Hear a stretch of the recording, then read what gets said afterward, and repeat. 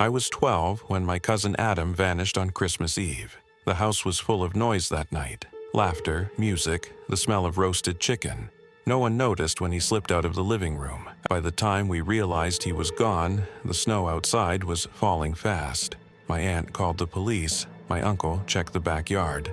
My mom walked up and down the street shouting his name. Nothing answered except the wind. Inside, the Christmas tree lights kept blinking. I thought the wiring was loose. No one cared about the lights. Everyone cared about Adam. Hours passed. Midnight hit. The living room felt heavy and cold. Then the tree lights blinked again. Slow, paused, blinked again. My dad whispered, "It looks like a pattern." My aunt said, "Not now, please." The lights blinked one more time. I stared at them. I had learned Morse code in school. The message was clear, HELPME. I backed away. My voice shook. The tree spelled something. My uncle snapped, "Stop it." He unplugged the lights, but the bulbs kept glowing. We gathered around the tree. No one spoke. The lights blinked again, HELP. My aunt started crying. My uncle plugged the lights back in. The blinking stopped. The room warmed a little. Then my aunt called his name out loud. "Adam, where are you?" The star at the top of the tree went black. Every bulb stayed bright except that one. The darkness spread down the branches for a moment before fading. My dad whispered, "It's reacting to us." Mom pulled me close. "Don't look at it." But I did. The lights started flashing again, faster, sharper. A new message, COLD. My uncle said, "He is outside." He grabbed his coat and opened the door. Snow blew into the hallway. The wind sounded like someone breathing hard. I listened, carefully. I heard a faint voice mixed with the wind. It sounded like Adam, begging. We followed the sound to the backyard. Fresh snow covered everything. No footprints, no signs of anyone walking there tonight. My uncle shouted his name again. The star on the tree turned black inside the house. We could see it through the window. The darkness pulsed. My aunt whispered, "He hears us." The wind carried Adam's voice again. "Weak, please." The snow near the old shed shifted.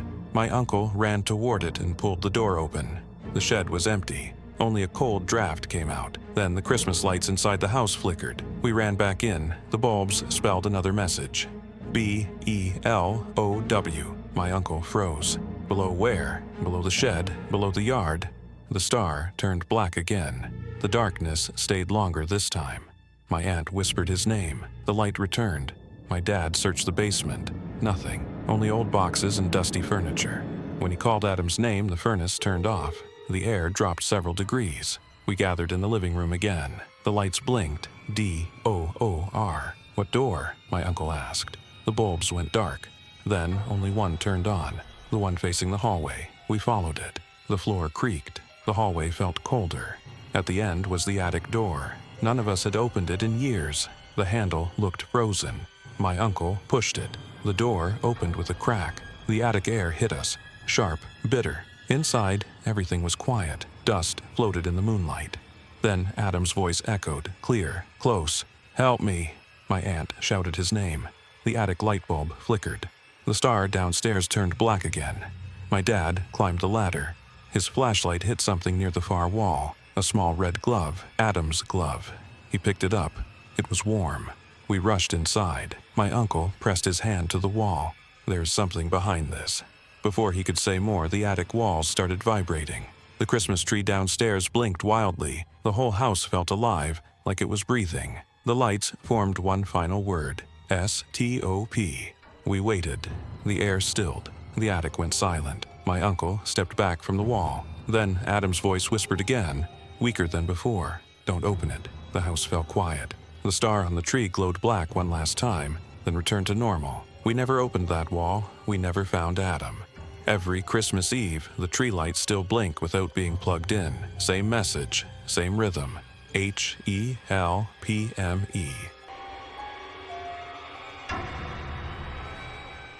Our town was small.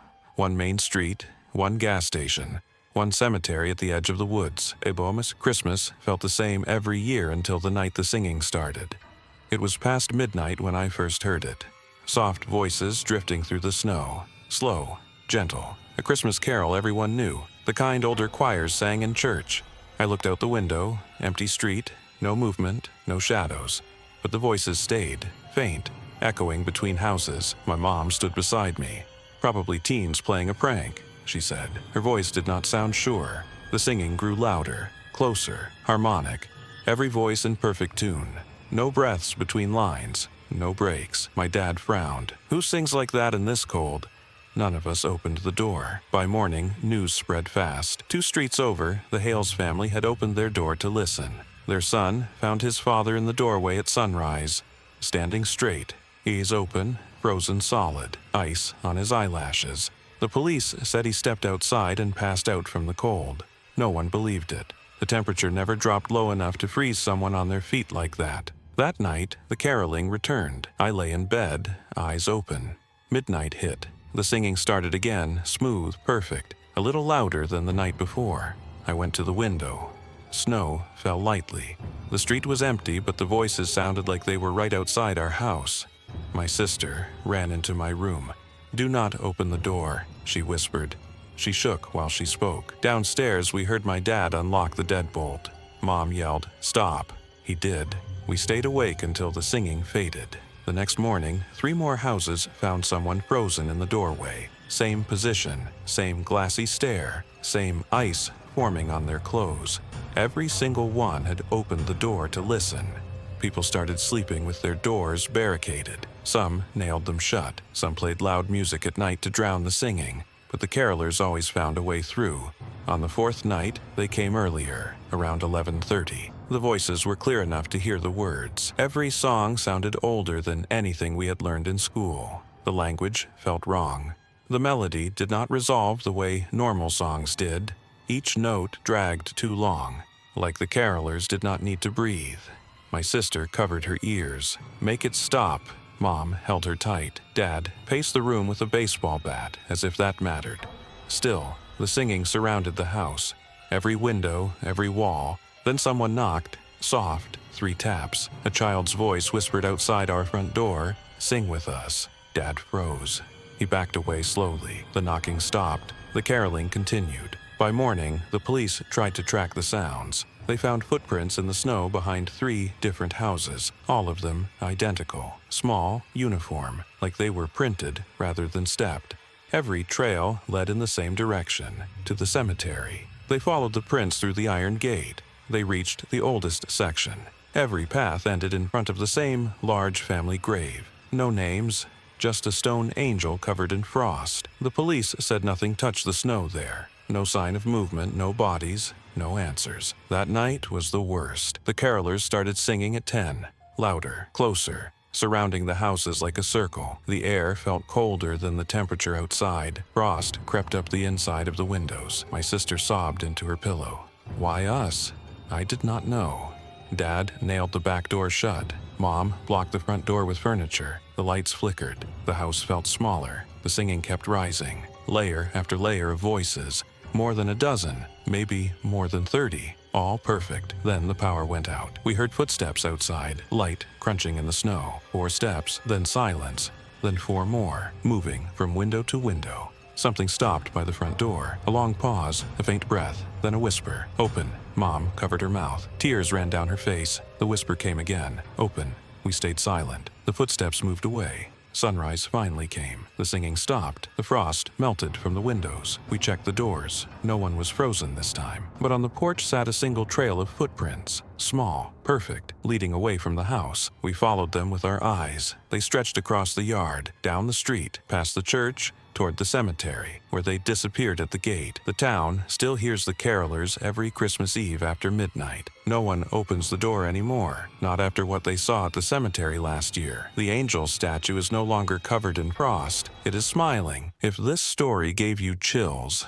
don't forget to like, subscribe, and share it with your friends. And tell us in the comments which part scared you the most, and drop your ideas in the comments.